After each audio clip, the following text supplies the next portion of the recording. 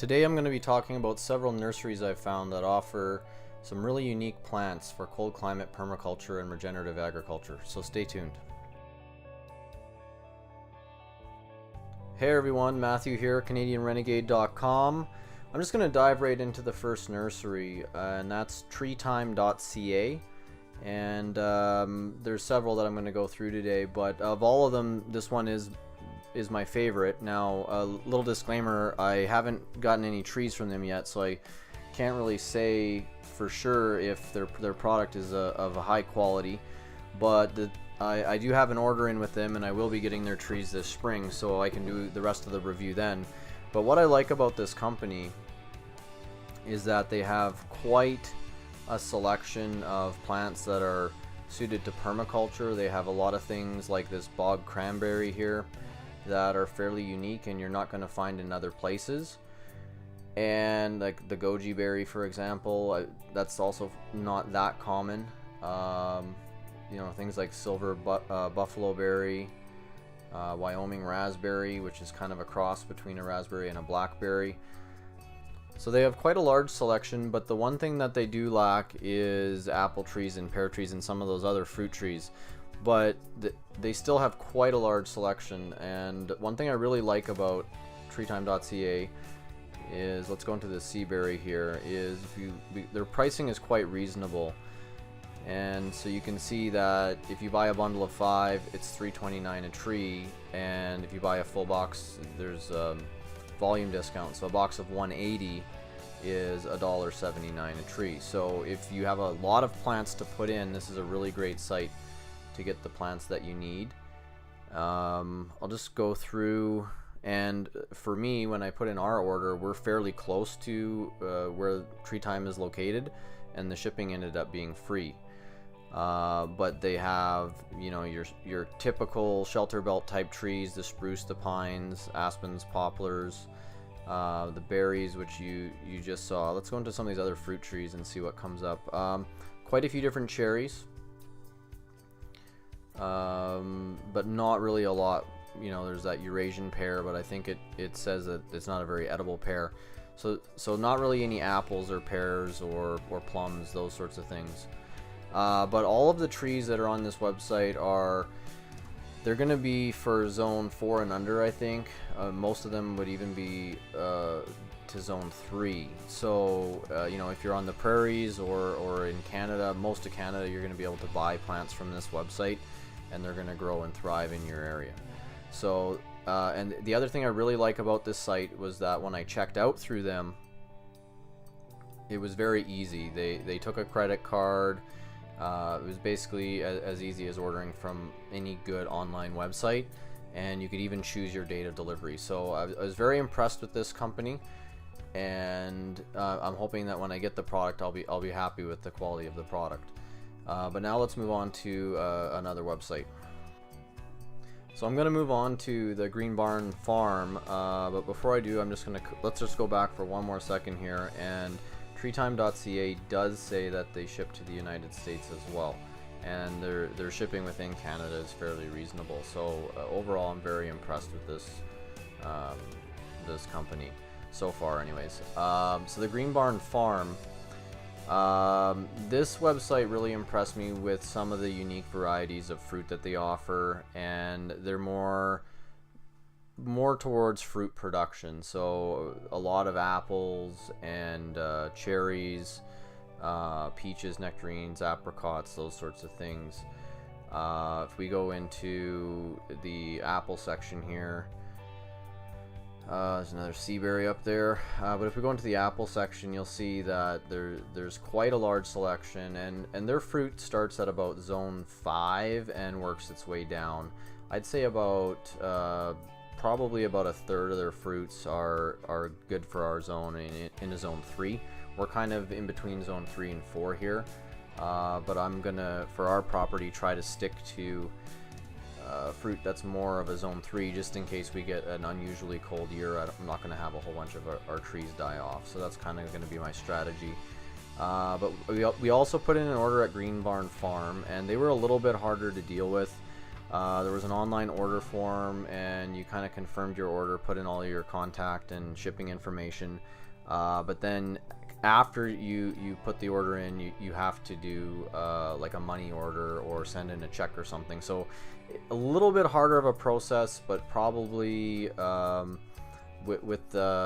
think one of the things they said is that they don't always maybe have a perfect inventory of all the trees that they're going to be able to ship, and so they probably just don't want to, you know, dedicate certain trees to people and then not be able to deliver. So that was one of the reasons why they wanted to kind of confirm the order before scheduling some sort of a payment.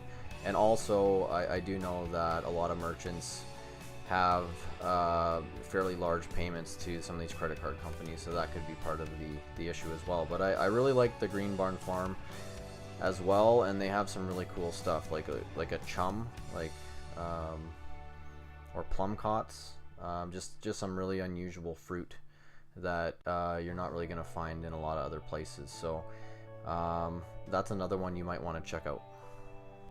So moving along, the next is Aurora's Nut Farm and Nursery, and this is another company located in Canada. I think all of these are located in Canada, and this nursery seems to specialize more in pine nuts than anything else, although they do have a pretty good selection of other nuts and fruits, and their prices also seem to be fairly reasonable compared to some of the other nurseries. And one of the things that we were thinking of doing is, for a lot of our shelter belt trees, we thought, you know, why not put in pine trees, and rather than just going with native pines, maybe put in some Korean pines or some of these other nut pines, so we can also get a pine nut yield out of our shelter belt trees. So that's something that we're looking into now. I haven't ordered from them yet. They seem to have an online order form, but it was a lot. It was fairly similar to the Green Barn Farm, where you couldn't really you know, pay with a credit card, so it kind of made things a little bit more complicated. And you know, I guess that would be maybe one of my criticisms of this site, is it is a little bit of a deterrent for people to order from you if you have to go through multiple steps to confirm an order. So so we were looking at maybe some of these Korean pines, although they tend to like more sandy soil, and we have a more of a clay soil. So we're probably also going to try out maybe some Siberian pines, be this one here, and probably also I think a little ways down here, but you can see how many, these are all different types of pine nuts that I'm going through here. The Swiss stone pine looked very promising as well. They are also good to a zone 2, and like I said, we're zone 3-4, and but more of a clay soil, and that's what we have on our property, is a clay based soil. So there's quite a bit of stuff here. Just let me go over to the some of the other nuts really quick here. But you know, they have walnuts to zone 4, heart nuts to zone 4. So a lot of these, normally if you go to other nurseries, these are going to be zone 5, 6, 7, a lot of these, and you know, they have cold adapted varieties of nuts, which are pretty rare. Shagbark hickory is another one I might want to try. So there are quite a few unique products again, a few fruit trees, but not as much. And you know, you can see I got slow internet out here. Some of this is taking a little bit of time to load, but you know, even a pawpaw to zone 4, that might actually work for us. So there's a lot of stuff to try, but I'm definitely not going to be able to afford all of this stuff in 1 year. So I'm gonna have to kind of pick and choose what I try this year. Okay, so the next one is the SaskatoonFarm.com, and this is a nursery that we've purchased some trees from before. We actually went down and right to their nursery and bought some trees, and they have a really cool, like an old town, like it must have been an old town site, because they have a whole bunch of old buildings. It's kind of like a western town setup that they have, so it's a really neat place to go for a day. And they have quite a good selection of trees and shrubs and things to choose from as well. When we went to the website, though, we did notice that It is a little clunky to order from them. They have an online kind of like a manual order form, and then it looks like they want to call you back after in order to confirm your order. So they definitely don't make it very easy to order from, but so far we've been pretty satisfied with the trees that we got from them. They're actually featured in the permaculture test plot videos, and the deer have been nibbling on them quite a few times, and they still haven't died yet. So I think they would do a lot better if I kept the deer away from them. But I think there was, of all the trees we bought, like only 1 or 2 died, but all the other ones did pretty good. So pretty decent place as well. And we'll move over to the last one. So the final nursery I'm going to cover today is Hardy Fruit Tree Nursery. It's hardyfruittrees.ca, and of all of the nurseries that I've talked about, they have the most hardy fruit trees in their selection. Some of the stuff that they offer, it's pretty amazing. They have apples that will go down to zone 1, and if anybody knows about growing zones, that zone 1 is, you're pretty much in tundra, and they have fruit trees that will grow in those sorts of crazy environments. So if you've had issues in the past with fruit trees growing on your property, this might be a place to check out. A fairly good selection, quite a few apples and plums and pears, and a lot of sort of like heritage or heirloom type varieties of fruits.